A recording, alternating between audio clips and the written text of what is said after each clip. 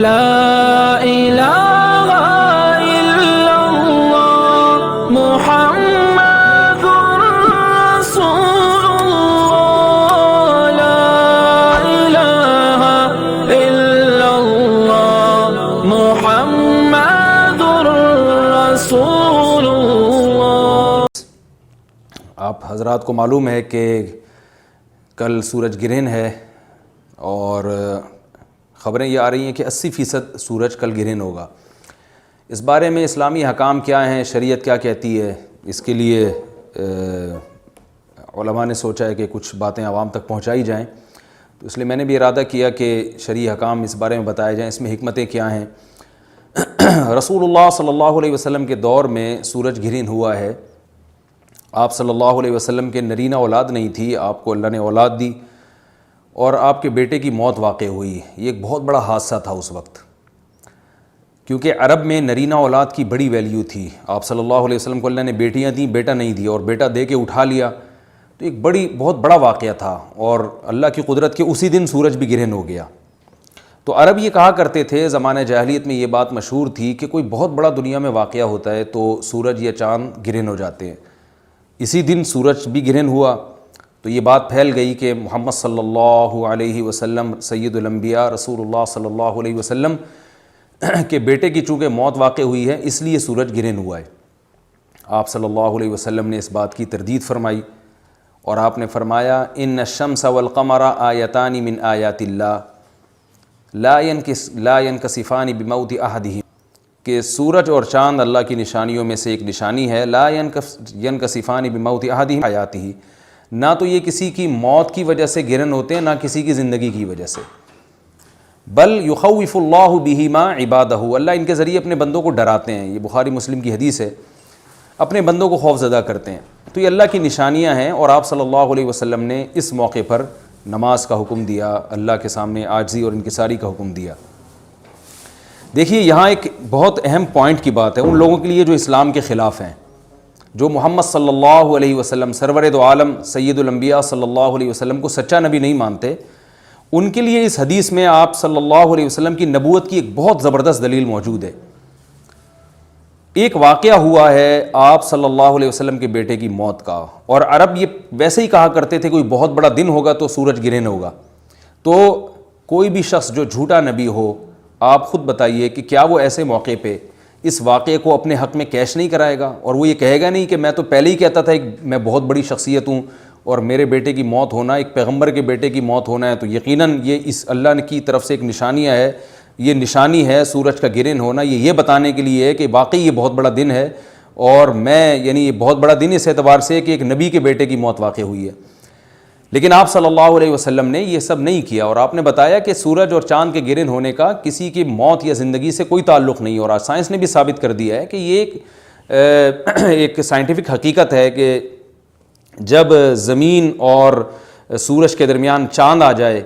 تو سورج گرہن ہو جاتا ہے، اور جب چاند اور سورج کے درمیان زمین آ جائے اور سورج کی روشنی چاند تک نہ پہنچ رہی ہو تو چاند گرہن ہو جاتا ہے۔ تو یہ ایک اس میں عبرت کی بات بھی ہے ان لوگوں کے لیے جو آپ صلی اللہ علیہ وسلم کی نبوت میں شک کرتے ہیں۔ البتہ آپ صلی اللہ علیہ وسلم نے اس موقع پر ہمیں حکم دیا کہ اللہ سے تضرع اور عاجزی اور انکساری کی جائے، اپنے گناہوں کی معافی مانگی جائے، اور نماز آپ صلی اللہ علیہ وسلم نے پڑھی۔ اس پہ بھی بعض لوگ اشکال کرتے ہیں کہ یہ جب ایک نیچرل پروسیس ہے تو اس میں اتنا گھبرانے کی، کیونکہ حدیث میں آتا ہے آپ صلی اللہ علیہ وسلم بہت گھبرائے، تو اس میں گھبرانے کی کیا بات ہے؟ تو یاد رکھیے ہر نیچرل پروسیس جو ایک عام معمول سے ہٹ کر ہو، اس میں انسان کے لیے ایک عبرت کی بات ہوتی ہے۔ ہم دیکھتے ہیں رسول اللہ صلی اللہ علیہ وسلم کے دور میں جب تیز ہوا چلتی تھی اور بارش سے پہلے ہوا چلا کرتی تھی تیز ہوائیں، تو آپ صلی اللہ علیہ وسلم گھبرا کے مسجد کی طرف دوڑتے، عاجزی انکساری کرتے، اللہ تعالیٰ سے یہ کہتے کہ اللہ تو نے تو مجھ سے وعدہ کیا کہ جب تک میں ان کے درمیان موجود ہوں تو ان کو عذاب نہیں دے گا۔ تو یہ خوف کا غلبہ تھا آپ صلی اللہ علیہ وسلم پر۔ کیوں؟ وجہ اس کی یہ تھی کہ یہی حالات قوم عاد اور قوم سمود پر بھی آئے ہیں۔ قرآن میں آتا ہے نا فَلَمَّا رَأَوْهُ عَارِضًا مُسْتَقْبِلَ أَوْدِيَتِهِمْ قَالُوا هَذَا عَارِضٌ مُمْطِرُنَا بَلْ هُوَ مَا اسْتَعْجَلْتُمْ بِهِ رِيحٌ فِيهَا عَذَابٌ أَلِيمٌ تُدَمِّرُ كُلَّ شَيْءٍ بِأَمْرِ رَبِّهَا فَأَصْبَحُوا لَا يُرَىٰ إِلَّا مَسَاكِنُهُمْ، کہ وہ بادلوں کو دیکھ کے کہنے لگے یہ تو ایک معمول کے مطابق بادل ہیں جو برسیں گے اور بارش ہوگی، تو پیغمبر نے کیا کہا کہ یہ بارش نہیں ہے بلکہ یہ وہ عذاب ہے جس کی تم جلدی کیا کرتے تھے، اور اس میں ایک ایسی ہوا ہے جو اللہ کے حکم سے ہر چیز کو ہلاک کر دے گی۔ اور پھر ان پر ایک ہفتہ عذاب آیا، اور قرآن کہتا ہے کہ وہ ایسے پڑھ کے ہلاک ہو گئے کہ فَتَرَى الْقَوْمَ فِيهَا صَرْعَىٰ كَأَنَّهُمْ أَعْجَازُ نَخْلٍ خَاوِيَةٍ، اے مخاطب اگر تو ان کو دیکھتا تو ایسے لگتا کھجور کے تنے ہیں جو اوندھے پڑے ہوئے ہیں، تو ایسے ہوا نے ان کو تہس نہس کر دیا۔ تو یہ عام معمول سے ہٹ کے جب بھی اس کائنات میں کوئی تغیر آتا ہے تو وہ اللہ کی نشانیوں میں سے ایک سائنٹیفک حقیقت بھی ہے، اس کی ایک لاجک بھی ہے، لیکن اس کے ساتھ ساتھ اللہ کی نشانیوں میں سے ایک نشانی بھی ہے، اور ایسی نشانی ہے جس سے ہمیں ڈرنا چاہیے کہ اللہ تعالیٰ کو اختیار ہے، وہ جب چاہے سورج کی روشنی چھین لے، چاہے کسی بھی طرح سے چھینے۔ اور یہ بھی ایک سائنٹیفک حقیقت ہے جو آپ صلی اللہ علیہ وسلم کی نبوت پر جس نے ایک مہر لگا دی ہے کہ سورج اور چاند کا گرہن ہونا، اگرچہ اس کی ایک لاجک ہے کہ چاند سورج کے سامنے آ جائے تو سورج گرہن ہو جاتا ہے، لیکن اس بارے میں جو ہماری تحقیق ہے، جو سائنسدان کہتے ہیں کہ یہ وقت یعنی خطرے کا وقت ہوتا ہے، سورج سے ایسی خطرناک ریز نکلتی ہیں جو نقصان کا سبب بن سکتی ہیں، تبھی بعض حضرات سورج کی طرف دیکھنے سے بھی منع کرتے ہیں، اور یعنی نظام میں تھوڑی ایک عام نارمل روٹین سے ہٹ کے اس کائنات کا نظام چلتا ہے، تو اس لیے یہ اس کائنات کے لیے، زمین کے لیے ڈینجرس ہو سکتا ہے، اور جو گریوٹی اور جو کشش کا نظام ہے اس میں بھی خلل واقع ہوتا ہے۔ تو ایسا نہیں ہے کہ یہ بالکل ایک نارمل کنڈیشن ہوتی ہے اور اس کا کوئی نقصان ہی نہیں ہے، یہ بالکل غلط ہے، اس میں نقصان کا بہرحال خطرہ ہے، اور اس بات کا امکان موجود ہوتا ہے کہ قدرت انسانوں سے انتقام لے یا انسانوں کو نقصان پہنچائے۔ اور ویسے بھی جن کے دلوں میں اللہ کا خوف ہوتا ہے وہ تو ویسے ہی اللہ کے وَهُم مِّن خَشْيَتِهِ، قرآن مجید میں اللہ تعالیٰ کے ارشاد ہے کہ مشرکین بار بار یہ سوال پوچھتے تھے قیامت کب آئے گی کب آئے گی، اللہ فرماتے ہیں لیکن جو مومنین ہیں ان کو اس سے غرض نہیں ہے کہ کب آئے گی، وَالَّذِينَ آمَنُوا مُشْفِقُونَ مِنْهَا، وہ تو قیامت سے گھبراتے ہیں کہ پتہ نہیں ابھی نہ آ جائے۔ تو جس کے دل میں اللہ کا خوف ہوتا ہے اس کے زندگی گزارنے کا طریقہ کچھ اور ہوتا ہے، وہ بات بات پہ اللہ سے ڈرتا ہے، اس کو اللہ سے ڈرنے کا بہانہ چاہیے، اس کو توبہ کا بہانہ چاہیے۔ تو اس بحث میں پڑھنا کہ یہ تو ایک لاجیکلی ایک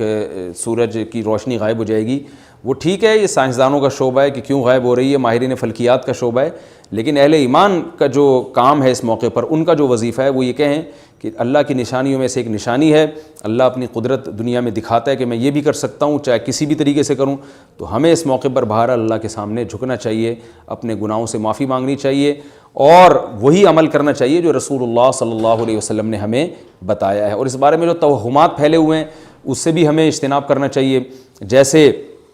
نبی صلی اللہ علیہ وسلم نے عربوں کے وہم کو دور کیا ہے، بھائی اس کا کسی کی موت اور زندگی سے کوئی تعلق نہیں ہے، تو اسی طرح آج کل لوگوں میں ایک سورج اور چاند گرہن ہونے کے بارے میں وہم بھی بہت ہے کہ پتہ نہیں کیا ہو جائے گا، حاملہ عورتیں نہ نکلیں، فلانا نہ کرے اور فلانا خربوزہ نہ کھائے، اس موقع پر کسی نے تربوز کھا لیا تو یہ ہو جائے گا، الٹی باتیں پتہ نہیں کیا کیا مشہور ہیں، یہ خربوزے تربوز کی تو میں ویسے ہی مثال دے رہا ہوں۔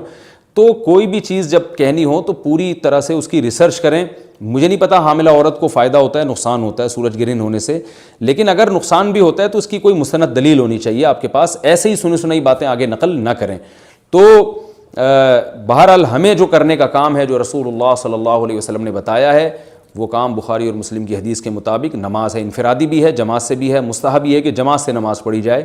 مسجد میں یا کسی بھی میدان میں، اور 2 رکعتیں امام پڑھائیں گے اور اس میں سرن تلاوت بھی کر سکتے ہیں، جہری تلاوت بھی کر سکتے ہیں، دونوں رائے ہیں علماء کی۔ آج کل جہری کو اس لیے ترجیح دی جاتی ہے کہ صلاۃ کسوف میں جو رسول اللہ صلی اللہ علیہ وسلم کی سنت ہے وہ لمبی نماز ہے، تو لمبی نماز پڑھیں گے تو اگر آپ آہستہ آواز سے پڑھیں گے تو لوگوں کو تھکاوٹ کا احساس زیادہ ہوتا ہے، جہری پڑھیں گے تو تھکاوٹ کا احساس کم ہوتا ہے، تو اس لیے دونوں قولوں پہ فتویٰ دیا جاتا ہے، وہ ایک قول راجح ہے اور ایک میں آسانی ہے، تو آسانی اس قول میں ہے کہ جہری تلاوت کی جائے، اس میں لوگوں کو نماز میں کھڑا رہنا آسان ہوتا ہے، تو لمبی سے لمبی نماز پڑھی جائے، اس میں 2 رکعتیں پڑھی جائیں اور خوب طول دیا جائے اس کو، اور اتنا طول دینا کہ لوگوں کا خطرہ ہو کہ نمازی چھوڑ کے بھاگ جائیں گے، یہ بہرحال درست نہیں ہے، کیونکہ آپ صلی اللہ علیہ وسلم نے امام کو مقتدیوں کی رعایت کا حکم دیا ہے۔ اور کوئی جماعت سے نماز میں شریک نہیں ہو سکتا تو گھر میں نماز پڑھیں، انفرادی نماز پڑھیں، نماز نہیں پڑھ سکتے تو توبہ استغفار کریں۔ بہرحال